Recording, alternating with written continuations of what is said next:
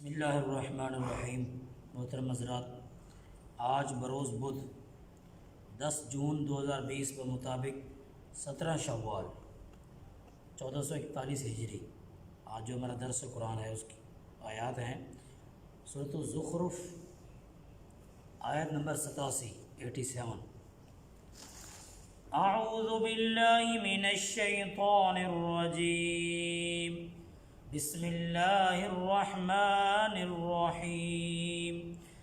وَلَئِن سَأَلْتَهُم مَّنْ خَلَقَهُمْ لَيَقُولُنَّ اللَّهُ فَأَنَّىٰ يُؤْفَكُونَ۔ وَقِيلِهِ يَا رَبِّ إِنَّ هَٰؤُلَاءِ قَوْمٌ لَّا يُؤْمِنُونَ فَاصْفَحْ عَنْهُمْ وَقُلْ سَلَامٌ فسوف يعلمون۔ بسم اللہ الرحمن الرحیم۔ حامیم والکتاب المبین، انا انزلناه فی لیلۃ مبارکۃ انا كنا منذرین فیہا یفرق کل امر حکیم۔ صدق اللہ العظیم۔ وَلَئِن، اور اگر، سألتہم، اے نبی صلی اللہ علیہ وسلم آپ ان سے پوچھیں اور سوال کریں۔ سألتا، آپ سوال کریں، ہم، ان سے، ان کافروں سے، من، کون ہے، خلقہم، جس نے انہیں پیدا کیا، خلقہ، اس نے پیدا کیا، ہم، انہیں، لَيَقُولُنَّ اللَّهُ، تو ضرور وہ کہیں گے، جواب دیں گے کہ وہ تو اللہ ہے، اللہ نے پیدا کیا ہے۔ فَأَنَّىٰ، پس یہ کہاں، یؤفکون، وہ بھٹک رہے ہیں، وہ کہاں الٹے پھرائے جا رہے ہیں۔ وقیل ہی، اور قسم ہے اس نبی کے اس قول کی، وقیل ہی، اور قسم ہے رسول مکرم صلی اللہ علیہ وآلہ وسلم کے اس قول کی، یا ربی، کہ اے میرے رب، اس قول کی قسم، انا، بے شک، ہؤلاء، یہ وہ لوگ ہیں، ہؤلاء، یہ قوم، ایسی قوم ہے، لا یؤمنون، جو ایمان نہیں لانے والے۔ فاصفح، پس رخ انور پھیر لیجیے اے نبی، عنہم، ان سے چہرہ پھیر لیجیے، وقل، اور انہیں کہیے، سلام، تمہیں سلامتی ہو، سلام ہو۔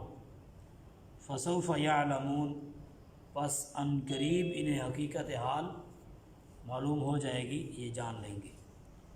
بسم اللہ الرحمن الرحیم، اللہ کے نام سے شروع کرتا ہوں جو بہت مہربان اور انتہائی رحم فرمانے والا ہے۔ حامیم، حروف مقطعات ہے۔ والکتاب المبین، اور واضح طور پر بیان کرنے والی کتاب کی قسم۔ والکتاب، اور قسم ہے کتاب کی، المبین، جو بہت واضح ہے۔ انا، بے شک ہم ہی نے، انزلناہ، ہم نے نازل کیا ہے اسے، یعنی اس قرآن کو، فی لیلۃ، ایک ایسی رات میں، مبارکۃ، جو بڑی بابرکت ہے۔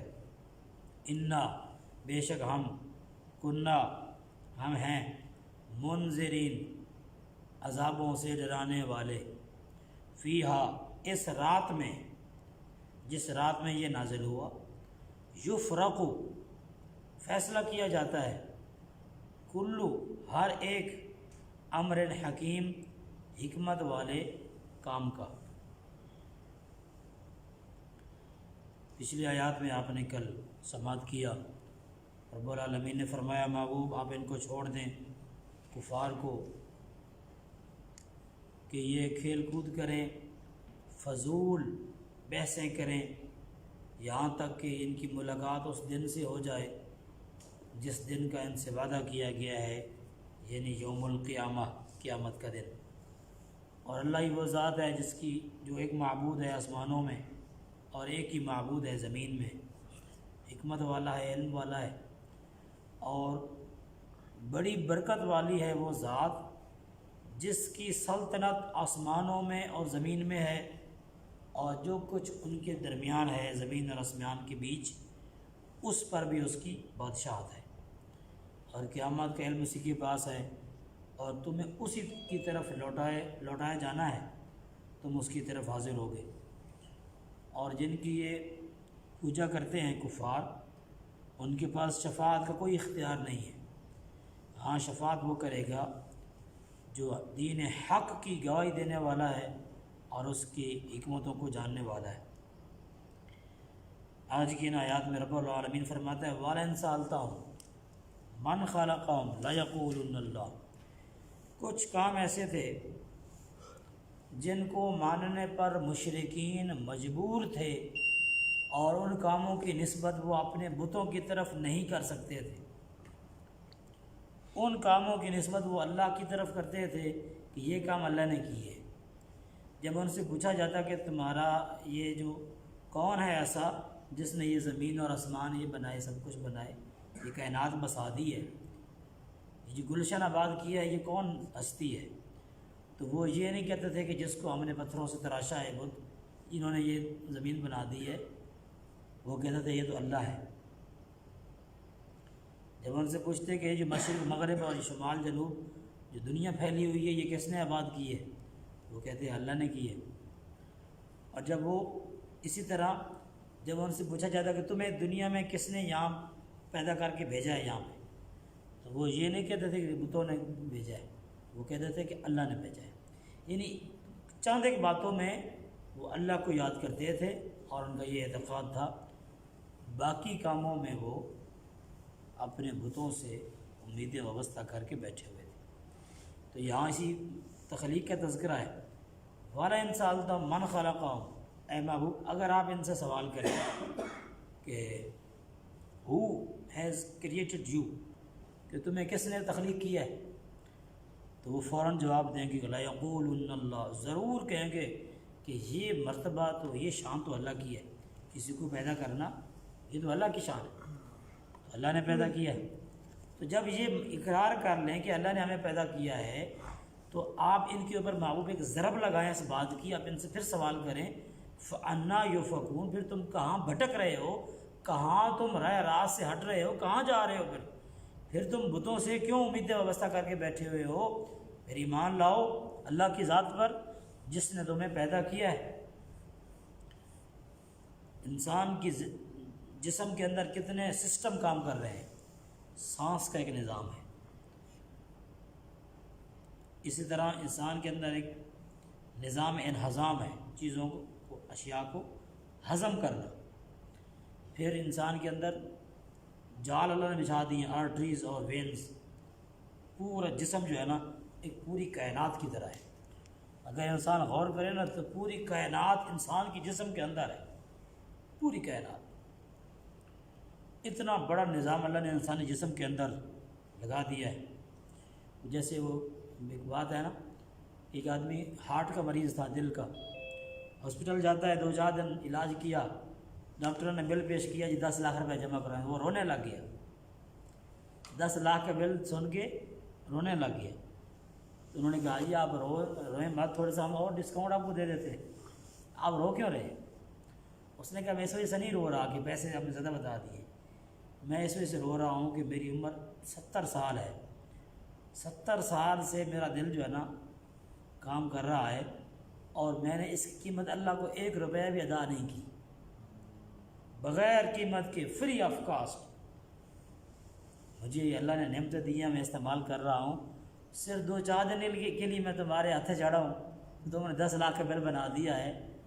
تو اگر اللہ اس کی قیمت ہم سے وصول کرے اور وہ چاہے کہ مجھے اس کی قیمت ادا کرو، اور یہ قیمت میری اتنی دل کی جو قیمت بنتی ہے جس سے غریبوں پہ صدقہ کر دو، تو انسان تو اپنی پوری پونجی لوٹا بیٹھے گا۔ کتنا بڑا اللہ کا انعام ہے دل۔ تو پوری کائنات انسان کے اندر اللہ نے بسا دی ہے۔ اسی بات کو اللہ نے بیان فرمایا وفی انفسکم افلا تبصرون، تمہارے اندر ہماری قدرت کی کتنی بڑی نشانیاں ہیں، کیا تم دیکھتے نہیں ہو؟ کتنی بڑی نشانی ہے۔ تو انسان کو اپنی حالت پہ غور کرنا چاہیے، اپنی کہ اللہ نے کتنی نعمتوں سے ہمیں نوازا ہے۔ ہماری جو ہے نا شکوے اور شکایتیں زبان سے ختم نہیں ہوتی کہ جی وہ ایسے ہے، وہ ان کو سب کچھ مل گیا، ہم پیچھے رہ گئے، ہمارے پاس کچھ نہیں۔ اگر آپ کا کھانا بڑے سکون کے ساتھ نیچے جا رہا ہے، ہضم ہو رہا ہے، پانی آپ سکون سے پی رہے ہیں، اللہ نے آپ کو نماز پڑھنے کی توفیق دی ہے، آپ قرآن کھول لیتے ہیں، دن میں سمجھ لیتے ہیں، تو آپ دنیا کے خوش قسمت ترین انسانوں میں ہیں، خوش قسمت ترین انسانوں میں ہیں۔ کتنے بڑے بڑے لوگ وینٹیلیٹر پہ پڑے ہیں۔ ابھی ڈاکٹر صاحب ابھی صبح بتا رہے تھے کہ کوئی پیشنٹ تھا، وینٹیلیٹر پہ جانا تھا، وینٹیلیٹر مل ہی نہیں رہے ہیں ہی نہیں۔ کتنے ایسے لوگ ہیں، تو اللہ کا شکر ادا کرنا چاہیے۔ ایک بڑی اچھی بات کسی نے کی، کہتے ہیں جی ہماری ایک گھنٹے کی تقریر ہوتی ہے، ایک سکالر گھنٹے کی تقریر کر رہا ہے، ان گھنٹے کی تقریر میں وہ 55 منٹ اس بات پہ لگاتا ہے کہ آپ احتیاط کریں، ہاتھ دھوئیں، آپ یہ کریں، آپ وہ کریں، سینیٹائزر لگائیں، آپ ماسک لگائیں۔ آج کی دور کی بات ہو رہی ہے، آخری 5 منٹ میں کہتا ہے کہ ہاں اللہ پہ یقین بھی کریں، اللہ سے دعا بھی کریں۔ میں نے کہا ہونا یہ چاہیے تھا کہ 55 منٹ آپ اللہ کی ذات پہ یقین پر لیکچر دیں، 55 منٹ، کہ جو رات قبر میں لکھی جا چکی ہے وہ آنی ہے، وہ آنی ہے، اور اللہ کی ذات پختہ یقین لوگوں کے دلوں میں پیدا کریں جو بیچارے پریشان ہو رہے ہیں۔ لوگ اتنے ذہنی مریض بن رہے ہیں، خبریں سن سن کے انسان پاگل ہو رہے ہیں، اتنا انہوں نے ہائپ کریٹ کر دیا۔ اور آخری 5 منٹ میں آپ ہی کاش یہ کہتے کہ جی آپ احتیاط بھی کریں، یہ بھی اسلام کا حصہ ہے، اسلام ہی نے حکم دیا ہے کہ احتیاط بھی کریں، مگر اس سے پہلے یہ ضروری ہے کہ اللہ کے ساتھ لوگوں کا تعلق جوڑا جائے۔ ہم ابھی تک صرف ہاتھ دھونے سے آگے نہیں جا رہے، اللہ کی ذات پہ ہمارا کمزور ایمان ہے، ایمان پختہ نہیں۔ احتیاط لازمی کرنی ہے ہم نے، وہ اس کا حصہ ہے، مگر سب کچھ احتیاط ہی نہیں ہے، احتیاط سب کچھ نہیں ہے۔ اللہ کا جو فیصلہ ہے وہ ہو کے رہتا ہے، اللہ کی ذات پہ انسان کو ٹرسٹ مضبوط بنانا ہے۔ تو اگر آپ اے محبوب ان سے سوال کریں کہ تمہارا خالق کون ہے، تو یہ ضرور کہیں گے کہ اللہ ہے۔ پھر ان سے پوچھئے کہ پھر آپ کہاں بھٹک رہے ہیں، پھر آپ کہاں جا رہے ہیں؟ آئیں نا اس خالق کے پاس، آئیں اس کے حضور توبہ کریں۔ تو حضور علیہ الصلوۃ والتسلیمات جب قوم کی ہدایت کے لیے دعا کیا کرتے تھے، اگلی آیت کا میں آپ کو مفہوم سمجھا رہا ہوں۔ تو آپ اللہ کے حضور جو ہے نا ہاتھ اٹھا کر جب کہتے تھے نا یا ربی، اے میرے رب، تو آپ اس کے علاوہ بہت سارے اور بھی الفاظ اللہ کی جو صفاتی نام ہیں وہ بیان کیا کرتے تھے۔ تو اللہ کو حضور علیہ الصلوۃ والتسلیمات کی یہ دعا اور رب کہنا کہ اے میرے رب، اے میرے پالنے والے، یہ اتنے پسند آئی ادا کہ اللہ نے اس قول کی قسم کھائی ہے۔ وکیل ہی، وکیل یا ہی سے مراد حضور علیہ الصلوۃ والتسلیمات ہے، کہ اس کے قول یعنی اس نبی مکرم کے اس قول کی قسم۔ کون سا قول ہے؟ یا ربی، کہ اے میرے رب، کہ جب یہ مجھے میرا اپنا رب کہتے ہیں نا، مجھے اپنا رب سمجھتے ہیں اور کہتے ہیں کہ اے میرے رب، تو ان کا یہ اے میرا رب کہنا مجھے اتنا پسند آتا ہے، اس قول کی قسم جو وہ مجھے اپنا رب کہتے ہیں، ان ہؤلاء قوم لا یؤمنون، محبوب یہ ایسی قوم ہے جو انہوں نے ایمان نہیں لانا۔ آپ یا رب کہہ کے دعا کر رہے ہیں ان کی ہدایت کے لیے، یہ آپ کی شان ہے، آپ رحمت للعالمین ہیں، یہ آپ کو ہم نے شان عطا کی ہے کہ آپ ان کے لیے دعائیں کر رہے ہیں، ان کی ہدایت کے لیے، ان کی سیدھے راستے پر آنے کے لیے، مگر ان کا فعل یہ ہے، مشرکین کا، کفار کا فعل یہ ہے اور ان کی حالت یہ ہے کہ یہ ایمان نہیں لانے والے۔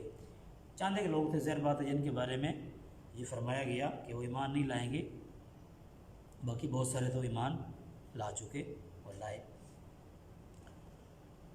تو یہ حضور علیہ الصلوۃ والتسلیمات کے ساتھ اللہ رب العالمین نے آپ کے اس قول کی قسم کھا کر یہ محبت کی ایک بہت بڑی علامت ہے، دلیل دی ہے کہ میرا محبوب مجھے کس طرح یا ربی کہہ کے پکارتا ہے کہ اے میرے پروردگار، اے میرے پالنے والے۔ تو یا ربی کا جو لفظ ہے یہ ہمیں بھی دعاؤں میں استعمال کرنا چاہیے، یا رب اے میرے پالنے والے۔ فاصفح عنہم وقل سلام، یہاں یا ربی سے مجھے ایک بات کہنا لازمی ہے، وہ یہ ہے کہ بعض اوقات ہماری توجہ کسی کام کی طرف نہیں ہوتی، توجہ اگر دلا دی جائے تو لوگ اس میں احتیاط کرتے ہیں۔ کتنے دفعہ ایسا دیکھا گیا کہ جب ہم رب العالمین کا کوئی اسم گرامی لیتے ہیں تو اس کو باقاعدہ عزت احترام کے ساتھ وہ نہیں لیجیے، اللہ نے یہ کام کیا، اللہ نے یہ بالکل ذاتی نام ہے اللہ اور بڑا پیارا نام ہے، مگر احتراماً ہمیں اور بھی اس میں صفاتی نام کا اضافہ کرنا چاہیے کہ اللہ رب العالمین نے یہ فرمایا ہے، اللہ کریم نے یہ فرمایا ہے، اللہ پاک کا یہ فرمان ہے۔ تو احترام جو ہے، عزت احترام، وہ اس میں کوئی کمپرومائز نہیں کرنا چاہیے۔ صرف یہ کہنا کہ اللہ نے یہ کیا، اللہ نے یہ کیا، بات درست ہے، گناہ نہیں ہے اس میں، مگر جو عقیدت کے پہلو میں اجاگر کرنا چاہ رہا ہوں وہ اور ہے، وہ یہ ہے کہ آپ عزت احترام کے ساتھ رب العالمین کا نام لینا چاہیے، اس میں گرامی لینا چاہیے۔ اللہ سبحانہ و تعالی، اللہ عز و جل، بہت سارے صفاتی نام ہیں، پیارے نام ہیں، ان ناموں کو لینا چاہیے اور اس کے ساتھ پکارنا چاہیے۔ اللہ رب العالمین بڑا پیارا نام ہے۔ فاصفح عنہم وقل سلام، محبوب ان سے رخ انور پھیر لیجیے کہ آپ نے اتنی بار ان کو سمجھایا، واعظ اور نصیحت فرمائی، اور دنیا کے فصیح ترین خوبصورت ترین گفتگو فرمانے والے آپ ہیں، اور آپ کی بات ان کو سمجھ نہیں آ رہی تو آپ ان سے رخ انور پھیر لیجیے، یعنی ناراضگی کا اظہار کر لیجیے ان کے ساتھ۔ حضور علیہ الصلوۃ والتسلیمات کا یہ معمول مبارک تھا کہ اگر آپ کسی کے ساتھ ناراض ہوتے، کسی بات پہ تنبیہ کرنا چاہتے ناراضگی کا اظہار کر کے، تو آپ رخ انور پھیر لیتے تھے۔ حضور علیہ الصلوۃ والتسلیمات کے بعد ایک دفعہ عیسائیوں کا ایک وفد آیا تھا، عیسائی کچھ آئے تھے، انہوں نے داڑھیاں منڈا رکھی تھی اور مونچھیں بڑھا رکھی تھی۔ تو حضور علیہ الصلوۃ والتسلیمات کو انہوں نے سلام کیا، سلام یہی تھا جو مسلمانوں والا سلام ہے، سلام یہی کیا تھا، مگر آپ نے سلام کا جواب نہیں دیا اور رخ انور پھیر لیا۔ اور مزے کی بات یہ ہے کہ جب تک وہ بیٹھے رہے آپ نے رخ انور ان کی طرف نہیں کیا، منہ پھیر کے دوسرے ان سے بات کی ہے کہ تم نے اللہ کی ایک تخلیق کو، کہ یہ داڑھی مبارک جو ہے یہ اللہ رب العالمین نے انسان مرد کے لیے زینت خوبصورتی کا ایک پہلو بنایا ہے، زینت کی نشانی ہے خوبصورتی کی، تم نے اس کو چینج کیا ہے، تم نے اس کو کاٹا ہے۔ وہ عیسائی تھے، عیسائیوں سے رخ انور پھیلا ہے، مسلمانوں کی بات نہیں ہو رہی۔ اگر عیسائی یہ کام کریں اور رخ انور پھر جائے، اور اگر آپ کا امت ہی یہ کام کرے تو پھر اس کا رزلٹ کیا ہے وہ میں نہیں بتا سکتا کہ وہ کیا ہے، آپ بخوبی سمجھتے ہیں۔ فاصفح عنہم وقل سلام، تو ناراضگی کا اظہار حضور علیہ الصلوۃ والسلام جس کے ساتھ کرتے تو رخ انور پھیر لیتے، دوسری طرف کر لیتے۔ تو اللہ فرماتا ہے کہ محبوب رخ انور پھیر لیجئے، وقل سلام، اور انہیں سلام کہیے۔ یہاں سلام سے کیا مراد ہے؟ سلامتی کی دعا نہیں، یہاں سلام متارکت مراد ہے۔ یہ وہ سلام ہے جس کو قرآن کریم نے بیان فرمایا سورۃ الفرقان کے اندر، وَإِذَا خَاطَبَهُمُ الْجَاهِلُونَ قَالُوا سَلَامًا، جب آپ کا واسطہ جاہلوں سے پڑ جائے، نادانوں سے پڑ جائے، اور وہ بحث کیے جا رہے ہوں، صحیح بات سمجھنے کی طرف نہیں آ رہے، بحث کیے جا رہے ہیں، تو ایسے نادانوں سے جب واسطہ پڑ جائے تو کیا کرو؟ پھر ان سے بحث نہ کرو، ان کو اچھا جی السلام علیکم، السلام علیکم کہہ کے وہاں سے کھسک جائیں، نکل جائیں وہاں سے۔ یہاں یہ سلام مراد ہے کہ چونکہ یہ بات نہیں سمجھ رہے آپ کی، تو محبوب آپ اپنا قیمتی وقت ضائع نہ کریں، ان کے ساتھ آپ ان کو سلام کریں اور سائڈ پہ ہو جائیں، اچھا جی السلام علیکم۔ تو سلام متارکت مراد ہے، یعنی ترک کرنا، ان سے گفتگو ترک کرنے والا سلام، وہ سلام جو آخری سلام ہو جس کے بعد گفتگو ختم ہو جائے، اچھا جی السلام علیکم میں نے جانا ہے، یہ سلام ان کو کریں، یعنی ان سے آپ ایک طرف ہو جائیں، فسوف یعلمون، عن قریب یہ جان لیں گے، ان کو ساری حقیقت ان کے سامنے آشکار ہو جائے گی، کھل جائے گی، سب پتہ چل جائے گا، ان کو صرف آنکھیں بند ہونے کی دیر ہے، آنکھیں بند ہونے کی دیر ہے، 3 سوال ہونے ہیں۔ اسلام ایک ایسا مذہب ہے جس نے پہلے سے بتا دیا ہے کہ قبر میں 3 سوال ہیں، تیاری کر لو تیاری، سوال 3 ہی ہیں، 3 سوالوں کے جواب دینے ہیں۔ تمہارا رب کون ہے؟ من ربک، تمہارا دین کیا ہے؟ ما دینک، اور ما کنت تقول فی حق ھذا الرجل محمد صلی اللہ علیہ وسلم۔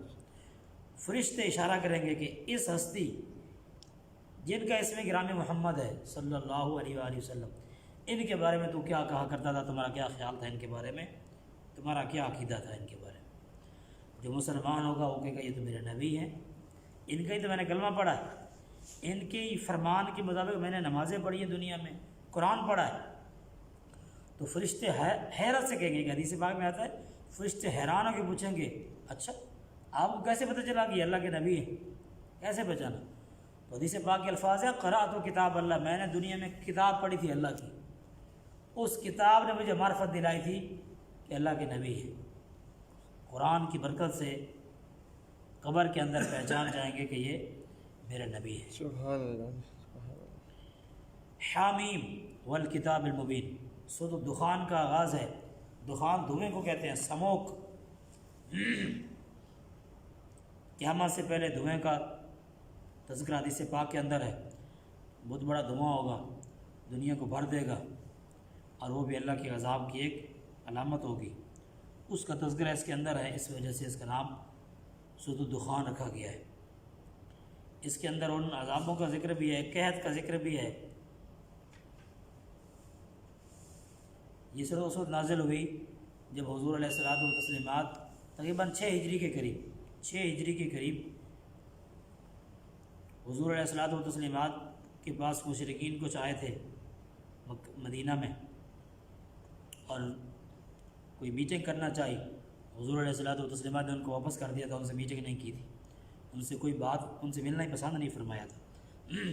آپ نے وہاں ایک دعا کی تھی، آپ نے کہا تھا باری تعالیٰ مکہ کے لوگوں کو جنہوں نے ہمیں وہاں سے نکال دیا ہے، ہمیں وہاں چھوڑ کے جہاں آنا پڑا، ان لوگوں پر وہی قحط نازل فرما جو قحط یوسف علیہ السلام کے زمانے میں تھا، وہ قحط ان کے اوپر نازل فرما، تاکہ اس قحط کی وجہ سے جو دولت کا نشہ انہیں چڑھا ہوا ہے، دولت کا جو خمار انہیں چڑھا ہوا ہے وہ اترے، کوئی ان کے دل بسیجے، کوئی خوف خدا ان کے دلوں میں پیدا ہو اور حق کو قبول کرے۔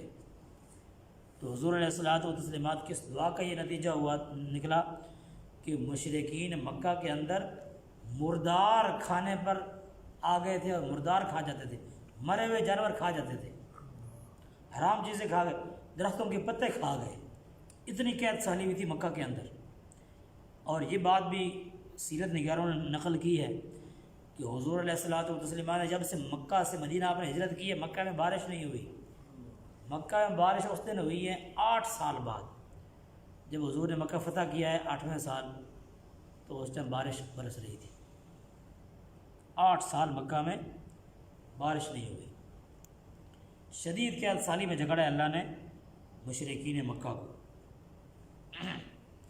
حامیم حروف مقطعات ہیں، حامیم کا معنی آپ سمجھتے ہیں اس کے بارے میں کہ یہ اس کا معنی اللہ اور اس کے رسول کے درمیان راز ہے، اور صحابہ کرام کچھ آراء اپنی پیش کرتے ہیں، اپنی اپنی ظاہر بات ہے جو اللہ نے ان کو علم عطا کیا اس کے مطابق۔ عبداللہ بن عباس رضی اللہ عنہما فرمایا کرتے تھے ہا سے مراد حی ہے، اللہ کی ذات ہے نا حی، اور میم سے قیوم کی طرف اشارہ ہے، حی القیوم، کہ اللہ حی القیوم ہے۔ حامیم والکتاب المبین، قسم ہے اس واضح ترین کتاب کی جو بہت واضح کھول کر ہر چیز رکھ دینے والی ہے، اس کتاب کی قسم۔ انا انزلنا فی لیلۃ مبارکہ، ہم نے اس قرآن کو برکت والی رات میں نازل کیا ہے۔ لیلہ مبارکہ، برکت والی رات سے مراد کیا ہے؟ اکثریت صحابہ کرام کی رائے یہ ہے اس سے مراد شب قدر ہے، شب قدر ہے، رمضان کی 27ویں شب بالخصوص مراد ہے، کیونکہ قرآن پاک اس رات میں نازل ہوا ہے۔ اس میں دوسری رائے بھی ہے، اس پر بھی احادیث شاہد ہے، جامع ترمذی کی، ابن ماجہ کی، بہقی کی، کہ اس سے مراد 15ویں شعبان کی رات ہے جس کو ہم شب برات کہتے ہیں، مگر اکثریت کی جو رائے ہے وہ شب قدر کے حوالے سے۔ ہم نے اس قرآن کو شب قدر میں نازل کیا ہے۔ انا کننا منذرین، بے شک ہم ہی ڈرانے والے ہیں۔ یہ اللہ کی رحمت ہے، اس کی محبت ہے کہ عذاب مستقبل میں ابھی آنے ہیں، مگر پہلے سے بتا دیا ہے کہ عذاب بڑے سخت ہیں، اس سے بچاؤ کا سامان کر لو، احتیاط کر لو سامان جو بچاؤ کا کر سکتے ہو، بچ جاؤ ان عذابوں سے، پہلے سے اللہ نے قرآن کے اندر بیان کر دیا ہے۔ اگر ایک تار یہاں ننگی ہو نا، بجلی کی تار اوپن ہے اور نقصان ہو سکتا ہے نا، اگر آپ کا وہاں ہاتھ لگ جائے وہاں پہ تو جان جا سکتی ہے۔ ابھی چند دن پہلے کی بات ہے، کچھ عرصے پہلے، ادھر ملک پور فی 8 کے ساتھ گاؤں ہے، وہاں ایک خاتون تھی تو وہ پنکھا صاف کر رہی تھی تو اس کو کرنٹ لگا، فوت ہو گئی موقع پہ۔ اگر تار اوپن ہے اور وہاں ہاتھ لگنے کا اگر اندیشہ ہے کہ ظاہر بات جو ہاتھ لگائے گا وہ مر جائے گا، تو جو آدمی دروازے میں کھڑے ہو کے آپ کو کہہ رہا ہو نا کہ بھائی تار ذرا ننگی ہے، اوپن تار ہے، احتیاط کرنا، تو وہ اگر آپ سمجھیں تو وہ آپ کا بہت بڑا ہمدرد انسان ہے، وہ آپ کا خیر خواہ ہے، وہ آپ سے محبت کرتا ہے، وہ آپ کی بھلائی چاہتا ہے، آپ کے لیے بہتری کے لیے وہ وہاں پہ کھڑا ہوا ہے، وہ جو کہہ رہا ہے آپ کو پہلے سے بتا رہا ہے۔ تو رب العالمین آپ سے کتنی محبت کرتا ہے، کتنا آپ کا خیر خواہ ہے کہ وہ پہلے سے بتا رہا ہے کہ عذاب بڑے سخت ہیں، روزہ کے بچاؤ کر لو، بچ جاؤ اس سے، ان عذابوں سے اپنے آپ کو بچا لو، پہلے سے بتا رہا ہے۔ فرما رہا انا کننا منذرین، اللہ فرماتا ہے انا کننا منذرین، ہم ہی ڈرانے والے ہیں، پہلے سے بتا دینے والے ہیں۔ فیہا یفرق کل امر حکیم، یہ وہ رات ہے جس میں ہر حکمت والے کام کا فیصلہ کیا جاتا ہے۔ رات کی عظمت، شب قدر کی اگر ہم بات کریں تو شب قدر بہت عظمتوں والی رات ہے۔ اللہ نے ہمیں، رب العالمین نے ہمیں ایسی راتیں اور ایسے دن عطا کیے ہیں کہ جو ہیں مختصر رات، مختصر دن، مگر ان میں عبادات جو آدمی کر لیتا ہے، جو اپنی اصلاح کرتا ہے اور اللہ کے حضور اس میں توبہ کرتا ہے، تو رب العالمین اس کو اتنا نوازتے ہیں، اس کو بہت ثواب عطا فرماتے ہیں اور اس سے راضی ہو جاتے ہیں۔ تو یہ جو مقدس راتیں ہیں، یہ پیکیجز ہیں اللہ رب العالمین کی طرف سے، ان سے فائدہ اٹھانا چاہیے۔ دن کے اندر کچھ اوقات ایسے ہیں، دن رات میں کچھ اوقات ایسے ہیں جو بڑے قیمتی ان کو ضائع نہیں کرنا چاہیے۔ مثلا جمعہ کا دن ہے، پورا دن بڑا قیمتی ہے، خاص طور پر جمعے کے دن 3 اوقات کی قدر کرنی چاہیے۔ دن کی بات کر رہا ہوں، رات کی نہیں۔ 3 اوقات جمعے کے دن ایسے ہیں جو خالی نہیں جانے چاہیے، قدر کرنی چاہیے۔ نمبر 1 وہ لمحہ جب آپ سلام پھیرتے ہیں، نماز ہو گئی، فرض نماز کے بعد جو دعا ہے، حضور علیہ الصلوۃ والتسلیمات نے فرمایا کہ اللہ اس دعا کو ضرور قبول فرماتا ہے۔ اسی طرح جب امام ممبر پہ چڑھتا ہے خطبہ دینے کے لیے، تو وہ سارا وقت جو ممبر پہ گزرتا ہے، وہ جو وقت ہے وہ بھی دعا کی قبولیت کا وقت ہے، خاص طور پر 2 وقفوں کے درمیان کا جو دو خطبوں کے درمیان جو وقفہ ہے۔ نمبر 3 عصر سے مغرب کا وقت، جمعے کے دن عصر سے لے کر مغرب کا وقت، آقا علیہ السلام نے فرمایا گھڑی ایسی ہے کہ اس میں آپ جو دعا بھی کریں گے اللہ ضرور قبول فرمائے گا۔ تو یہ گھنٹے کا وقت ہوتا ہے، پونے گھنٹے کا، تو ہمیں یہ احتیاط سے اچھے کاموں میں گزارنا چاہیے۔ اسی طرح رات میں جو تہجد کا وقت ہے، صبح سحری کا وقت ہے، یہ افضل ترین وقت ہے، دن رات میں افضل ترین وقت ہے۔ حضور علیہ الصلوۃ والسلام نے دعا کی ہے، باری تعالیٰ میری امت کی صبح میں برکتیں عطا فرما، امت کی صبح کے اوقات میں برکتیں عطا فرما۔ تو کتنے افسوس کی بات ہوگی کہ ہم یہ برکت والے اوقات سو کے گزار دیں۔ سیدنا صدیق اکبر رضی اللہ عنہ کا ایک فرمان ہے، آپ فرمایا کرتے تھے صبح خیزی میں پرندوں کا مجھ سے سبقت لے جانا میرے لیے باعث ندامت اور باعث شرم ہے۔ مطلب یہ ہے کہ صبح اگر پرندے پہلے اٹھ جائیں اور افضل الخلق بعد الرسول، نبیوں کے بعد سب سے افضل ہستی ابو بکر سو رہا ہو اور پرندے اٹھ رہے ہوں صبح پہلے، تو یہ میرے لیے شرم کی اعلیٰ بات ہے، یعنی مجھے یہ بات گوارا نہیں ہے۔ کس قدر تم پہ گراں صبح کی بیداری ہے، ہم سے کب پیار ہے، ہاں نیند تمہیں پیاری ہے۔ تو نیند قربان کرنی ہے، نیند کو جب آپ قربان کریں گے تو پھر مزہ ہے۔ نیند قربان کرنی ہے اللہ کی رضا کے لیے۔ صبح سویر اٹھنا ہے، 3 الارم میں الحمدللہ میرے 3 الارم ہوتے ہیں صبح کا ٹائم، 3 الارم، ایک پہ نہ اٹھوں تو دوسرے پہ اٹھنا پڑتا ہے، پھر تیسرا، بعض اوقات 4 بھی ہوتے ہیں۔ تو الارم لگانے چاہیے، صبح سویر اٹھنا چاہیے، بہت بڑا انعام ہے اللہ کی طرف سے۔ رب العالمین ہمیں اس صبح کے اوقات کی برکتیں سمیٹنے کی توفیق عطا فرمائے اور ہمیں اللہ کے حضور اپنے حضور توبہ و استغفار کرنے کی توفیق عطا فرمائے۔ پوری امت کے لیے توبہ کرے، استغفار کرے، رب العالمین ہمارے حال پہ رحم فرمائے۔ جو ایک مشکل وقت جس سے ہم دو چار ہیں کہ کوئی راہ کسی کو نظر نہیں آ رہی کہ جانا کہاں ہے، اس کا حل کیا ہے، یہ کب ختم ہونا ہے، کوئی کسی کو معلوم نہیں، کوئی معلوم نہیں۔ اللہ رب العالمین ہمارے حال پہ رحم فرمائے، قرآن پاک کی رحمت برکتیں ہم کو عطا فرمائے۔ وآخر دعوانا الحمدللہ رب العالمین۔ اللہم صلی وسلم وبارک علی سیدنا و حبیبنا و شفیعنا محمد وبارک وسلم۔